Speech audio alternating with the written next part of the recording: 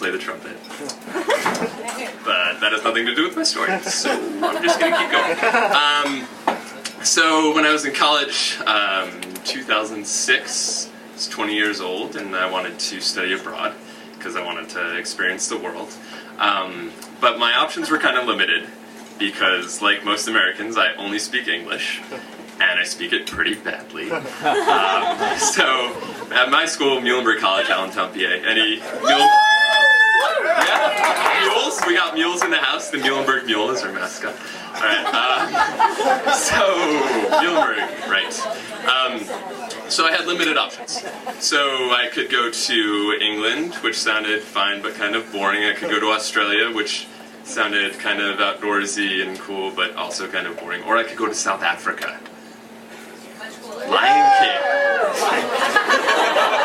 Africa. It has the word Africa in it. I was thinking like lions and tigers and bears. Oh my. Right? I was thinking like I'd get there and there would be a guy holding up a lion on a cliff and it was going to be the king.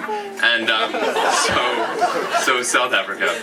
I went to South Africa. And I got there and I was a little bit disappointed because I went to Cape Town, University of Cape Town. And it was awesome, but no lions, no tigers, no bears. Just like beautiful manicured lawns, nice houses, and wireless internet. So it was kind of a culture shock.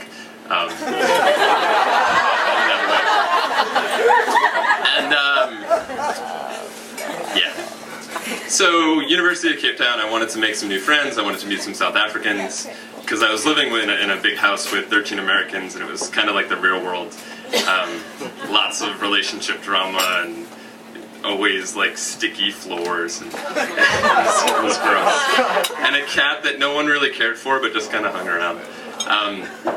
So I went to the college and I joined the hiking club, and met this guy Alex, who became my hiking buddy. He was the only other person I could find in the city who wanted to get up at 7 a.m.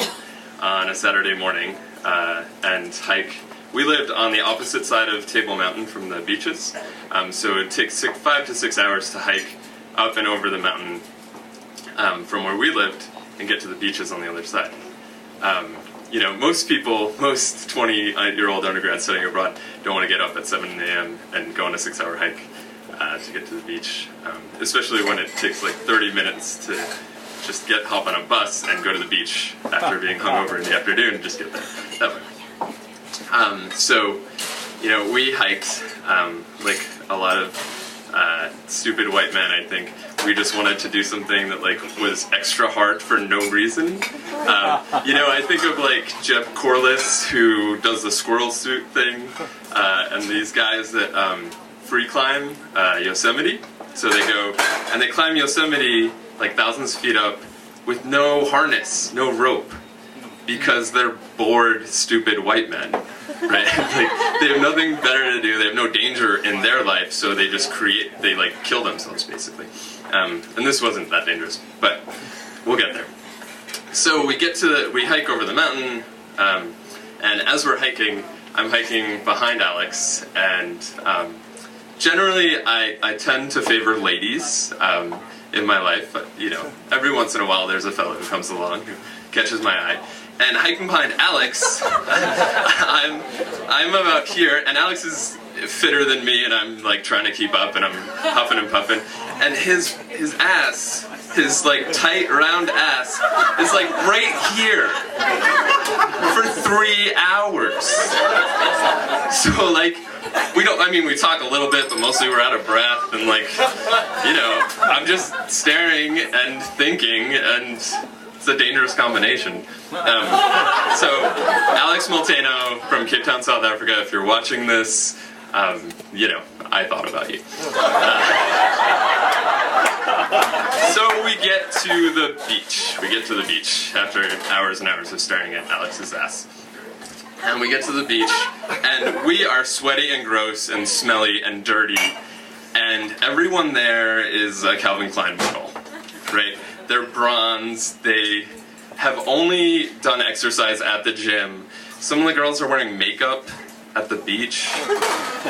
I don't know why. But I sort of reveled in the fact that we were gross and disgusting and that people were like giving us an eye wondering what we were doing there. And so we get there, and we've done this a few times, and there are boulders, these huge like 10-foot boulders, 2 of them, about 30 meters out in the ocean. And so we see the boulders, and Alex is like, hey, you want to swim out to those and jump off them?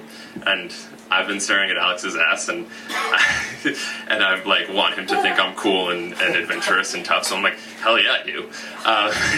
So we swim out, and of course he's ahead of me because he's really fit and I'm not. Or, you know, everything's relative.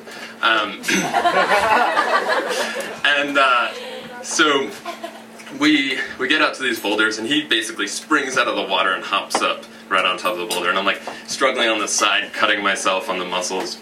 And then all of a sudden, and the ocean was pretty calm, and all of a sudden, fucking Armageddon hits, and there's a 20-foot wave, and it comes and knocks Alex clear off the rock, and I don't know where he goes, and I go under, and I'm tumbling under, and so then I come up after tumbling, and I look up just in time to see another wave coming, and so, and then I try and swim out, and they tell you to swim parallel to the riptide.